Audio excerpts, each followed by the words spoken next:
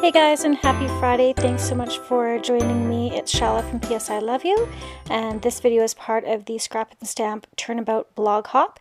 If you don't know what that's about, I'll leave the link down below for you to click and check that out. So I'm going to actually start off today's video by creating a turnabout jig. So you can purchase one from Concord 9th or over at the ScrapnStamp blog, but here's one that you can make yourself. So our sizes are up there listed for you. We're starting off with a 7" by 7" square piece of cardstock here, and what I'm going to do is find the center by drawing an X here from corner to corner. And this is again just setting up our jig to use those turnabout stamps. And then this next piece is 6 by 6, and again we're doing the same thing. We're creating that X that goes from corner to corner so that we can find the center. And then this is a standard 5.5 by 4¼ card base. So my cards typically are this A2 size, and I'm going to put an X to find the center in there as well. So most of these turnabout stamps are approximately 6 by 6 inches in size. Some of them do vary, but what I'm going to do is create these little corners here that will help me identify where to put my cardstock piece when I'm trying to line up the turnabout stamp. Now this one's a bit different. You see the X's don't meet. So what we need to do is actually find the center horizontally and vertically for this piece in order to line up your cardstock. So I'm going to, on the 7 by 7, I'm going to do that vertically and horizontally here to find that center piece. And then I'll do it again on this card base, or on this panel here. And then I'll just line up the lines like I did with the X's there. You saw how I kind of lined up the corners there to make it straight. And once I get that lined up, then I can draw in the little corners on all 4 corners, and that just tells me where to put my cardstock on my jig. So that 6 by 6 and this 5.25 or 5.5 by 4¼ piece is not part of the jig. It just helps us set up the jig. So I will just turn those over and use those for a card. So what I'm doing now is I'm numbering each corner 1 through 4. That will let me know when I'm using my jig, when I'm turning it.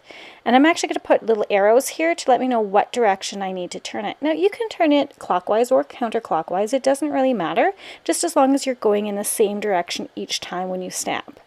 So hopefully this isn't too confusing for you, but this jig is set up so that you can create a 6 by 6 panel or the standard A2 size. Now don't pay attention to those distress inks on the right there. What I'm using is the Concord 9th Darling Petals set, and you can see on the back here is the setup to put the markings on your stamp. Now there are new things with Concord 9th that you can order so that you don't actually have to draw on your stamp. It's like a acetate piece that you just lay over top to help line it up. But I don't have that, so I'm just going to do it old school here, and I'm going to line up the stamp images perfectly on the back of this card that comes with your stamp. And then I will use my straight edge or ruler here to draw on that X. And it's these lines that you match up onto your jig that you'll see in a moment. So really making sure that those images are perfectly over top and line up. So I'll get that all set, and then again I'm going to just use my straight edge and a Sharpie to, sorry about my head being in the way there, but I needed to see exactly where I was putting the ruler. And yeah, you just, actually this is a Copic marker that I'm using here, a Copic liner marker. And I'm just literally just drawing that X on top of my stamp, and then that will help me to line it up when I'm getting ready to do my turnabout jig stamping. So it takes a little bit to set up the first time, but once you've done this, you're good. You're good to go. Then for all your other stamping, you won't have to set the stamp up again. You're good to go. So there we go. You can see that I have the X on there. So I can set that piece aside. Now I'm going to use my Tim Holtz travel platform here. You will need some sort of stamping platform to use these, and I like this travel size platform the best. It's one of my favorites because you can remove that lid and turn it around. So you can see here that I have lined up those X's to line up perfectly with the X on my jig. And that's the first thing you're going to do. And then I can just close the lid, and that lid will pick up that stamp And you can see I have two different colors here. This is a different set. It has, it's kind of cut in half. So the green portion there was the foliage or the leaves, and the orange was the flowers. Now, not all the turnabout stamps are set up like that, but this one is. So I'm just putting some adhesive here so that my card stock does not move. And I'm going to start off using this 6x6 piece of cardstock that I used actually to create the jig. I just turned it over. And I'm going to ink up those florals just with some dye ink. And I did this just so it was easier for you to see. I think this is ink by Umbrella Crafts. And there you go. I've got that stamped down. And the important thing about using a stamp platform is that you can re-ink it if it doesn't work. So dye inks tend to take a little bit of time to soak into the cardstock itself, whereas like the distress inks will sit on top. You can definitely use distress inks, and you'll see that later on in the video that I do that. So again, I'm just literally stamping them down, and I'm turning that cardstock or that jig to the right in the direction. I'm now on the third stamping of this, and you literally just apply your ink onto the stamp and then turn it each time. And you can do it as many times as you want, like up to 4 times. You don't have to do 4, you can do, 2 or 3 times. But for this card, I'm going to do it all 4 times.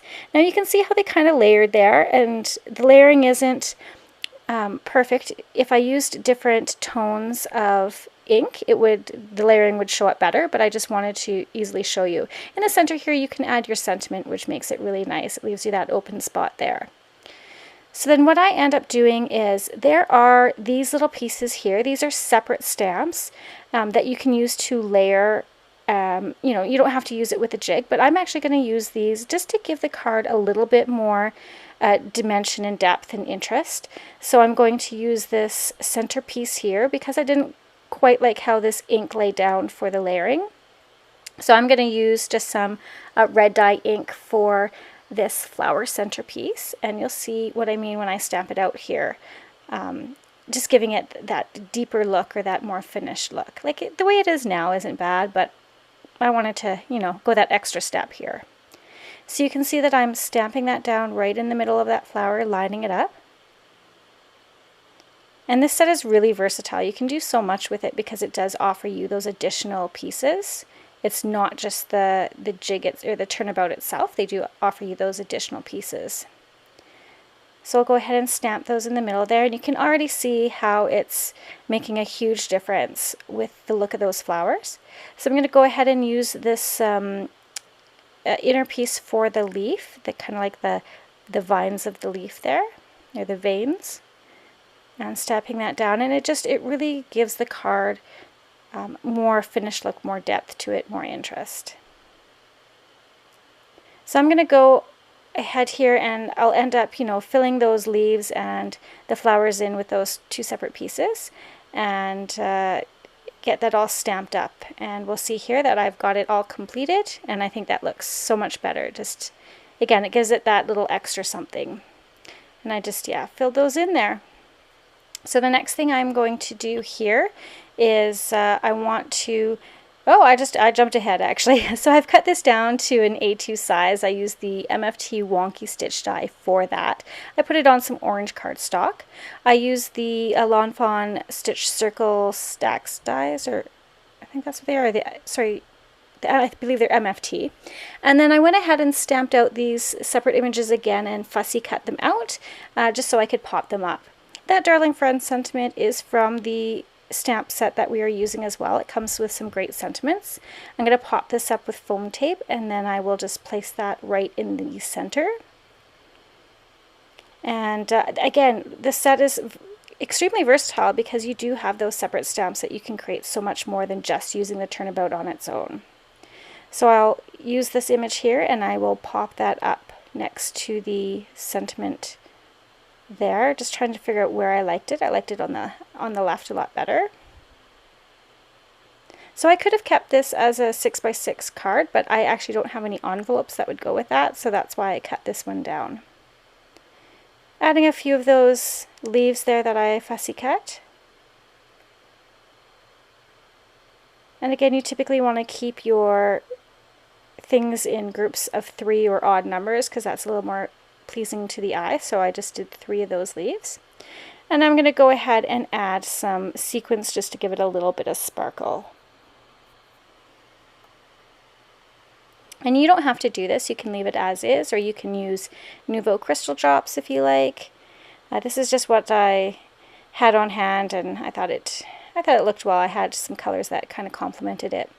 So I'm using my jewel picker and some glossy accents here. I like the glossy accents because it does do really well adhering those sequins down so that they don't move or come off, and then it dries clear and with a little bit of gloss to them as well. So I apply them on the bottom of the sequins, as well as I will put a little bit on top of them as well, just to give it a little bit of extra security. So you can see me do that here. I forgot to glue that one down first. If you don't have a jewel picker, it's a really, really great tool if you're working with small embellishments like this. And you can grab those over at ScrapnStamp as well. And there, that's the finished first card that I have for you today. I think it's a really great, fun way to use this turnabout stamp. Now I'm going to go one step further, and I'm going to show you how you can actually use daubers and distress ink so that you can ink up just specific images of that stamp. So if you wanted to do separate colors for each flower or leaf. And so I'm sorry that the stamp is actually off screen here, but I couldn't get a wide enough angle. So I just stamped up this one flower with the distress ink. I think it was Wilted Violet there. And I'm just, again, I'm trying to do it first with these small cube stamps, and then I realized that they were still a bit too big. So I brought in my daubers, my little finger daubers, and I inked the dauber up and then applied the ink directly to the stamp and just, you know, put it on the specific images I wanted to use. Now, I'm doing just a couple images at a time here just to kind of show you that I'm just doing a few images, but then as we go along here, I'm going to speed this up a ton because it takes a while, but you can ink up several at a time. I just wasn't sure how quickly the ink was going to start to pool on the stamp because it was still fairly new. So again, just quickly going through each image here and layering them up. And you can see that I'm using a few different colors. And it just gives it, you know, a really unique, different look when you're able to be more specific with your colors. But I think both looked really good in the end. I liked the first one that it was just the 2 colors. They were really fun, summery colors. And this one here, I used 2 greens, a purple, a pink, and the blue. And I think that really gives it a fun, more spring kind of feel for me, I think is what it does. And this one's going to be actually just a 1-layer card. I'm not going to pop anything up. I am just going to go ahead, use my VersaFine Claire as it's my favorite sentiment ink, and I'm going to stamp another sentiment that comes with this set, Oh Happy Day, just right in the middle of there where it leaves you some room for that. So the first card I popped up a sentiment, and this one I'm stamping it directly down. And then I'll go ahead and grab some coordinating cardstock that matches well. I think I chose kind of almost like a purple for this. And then I'll go ahead and, oh, and then you can see there, I love how that turned out. I love it's got some texture to it. So there's that purple cardstock. I've used was it my Elizabeth Crafts rectangle stitch or rectangle dotted I can't even talk, I'm sorry, my rectangle die. There we go, words are coming together now. And I just lay that down on top of that purple card base there, which is the standard A2 size, and then I can apply that directly on top of my A2 side folding card. So it did take a little bit more time when I'm doing more specific colors, but I think it was really, really worth it. I love how the end card turned out. Again, I added a few sequins to it just to finish it off. And you'll see that coming up here. I think that turned out really well. I like the texture that that stamp gave with the distress inks. So as always, guys, I want to thank you so much for stopping by. Again, remember to continue on the hop, leaving comments as you go along so that you get a chance to win that $50 gift certificate. There also is on my blog the code to save 15% off Concord 9th products this month over at ScrapnStamp. Be sure to check that out. If you liked today's video, please give me a thumbs up. If you want to see more, remember to hit that subscribe button, and we'll see you guys next time. Have a wonderful day.